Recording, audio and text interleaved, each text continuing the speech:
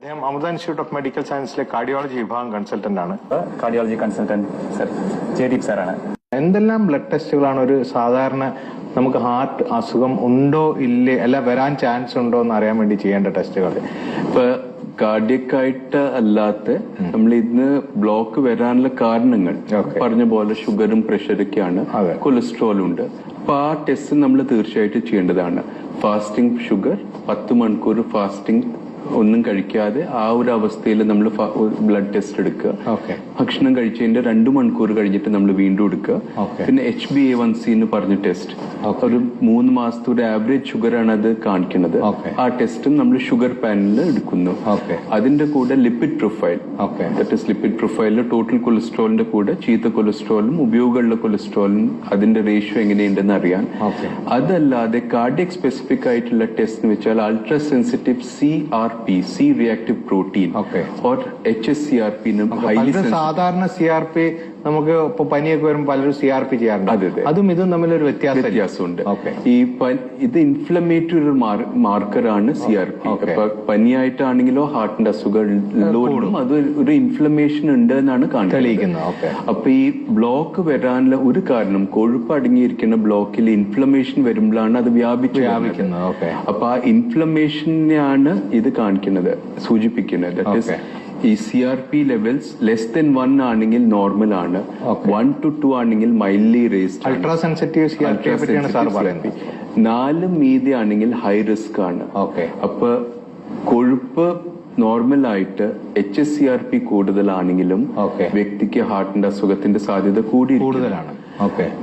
മറുവശം that is CRP കുറവും lipids കൂടുതലാണെങ്കിൽ ആ വ്യക്തിക്ക് ഹാർട്ടിന്റെ അസുഖത്തിന്റെ സാധ്യത കുറവാണ്. അപ്പൊ അത്രയും പ്രാധാന്യം നമ്മൾ ഈ അൾട്രാ സെൻസിറ്റീവ് CRPക്ക് കൊടുക്കും. ഇപ്പൊ സാധാരണ കൊളസ്ട്രോൾ ചെയ്യുന്നു, ഷുഗർ ചെയ്യുന്നു, സാർ അൾട്രാ സെൻസിറ്റീവ് CRPയെ പറ്റി പറഞ്ഞു.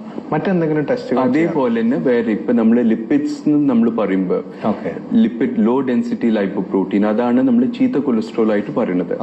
അതേപോലെ ലിപ്പിഡിന്റെ ഫ്രാക്ഷനായ 2 ഫ്രാക്ഷൻസ് ഉണ്ട്. LPA എന്ന് പറയും, ലൈപ്പോപ്രോട്ടീൻ ലിറ്റിൽ എ. അതേപോലെ ഒരു ratio of apolipoprotein B to apolipoprotein A. ഇത് രണ്ടും ഹാർട്ടിന്റെ റിസ്ക് സൂചിപ്പിക്കുകയാണ് ചെയ്യുന്നത്. ലൈപ്പോപ്രോട്ടീൻ A കൂടിയിരിക്കുന്നവരിൽ, ഇപ്പൊ ലൈപ്പോപ്രോട്ടീൻ എയും ഭക്ഷണമായിട്ട് യാതൊരു ബന്ധവുമില്ല, പ്രായമായിട്ട് ബന്ധവുമില്ല, പക്ഷെ പാരമ്പര്യമായിട്ട് നല്ല ബന്ധമുണ്ട്. അപ്പൊ ഇപ്പൊ എന്റെ അച്ഛന് ഹാർട്ടിന്റെ അസുഖം ഉണ്ടെങ്കിൽ അദ്ദേഹത്തിന്റെ ലൈപ്പോപ്രോട്ടീൻ ലിറ്റിൽ എ ലെവൽസ് കൂടുതലായിരുന്നെങ്കിൽ എനിക്ക് അത് കൂടിക്കാണാനുള്ള സാധ്യത വളരെ കൂടുതലാണ്. അത് മാത്രമല്ല എനിക്കും അതേപോലെ അസുഖത്തിന്റെ സാധ്യത കൂടുതലാണ്. ലൈപ്പോപ്രോട്ടീൻ ലിറ്റിൽ എ അസുഖത്തിലേക്ക് നയിക്കുന്നത് ഈ ത്രോംബോസിസ് വരുത്തിയിട്ടാണ്, രക്തം കട്ടപിടിക്കാനുള്ള സാധ്യത കൂട്ടുന്നു. ആ വഴിയാണ് മുമ്പ് പറഞ്ഞ പോലെ ഇപ്പോ ടൊബാക്കോ ധമനി ചുരുക്കുന്നു, പ്രഷർ ധമനികളുടെ തട്ടിപ്പ് കൂട്ടുന്നു. അതേപോലെ ഇത് ബ്ലഡ് ക്ലോട്ട് ആകാനുള്ള സാധ്യത കൂട്ടുന്നു. അങ്ങനെയാണ് ലൈപ്പോപ്രോട്ടീൻ ലിറ്റിലെ ഒരു അസുഖത്തിലേക്ക് നയിക്കുന്നത്. അതേപോലെ എപ്പോബിയും എപ്പോA. എപ്പോB ഒരു പ്രോട്ടീന്റെ അംശമാണ്.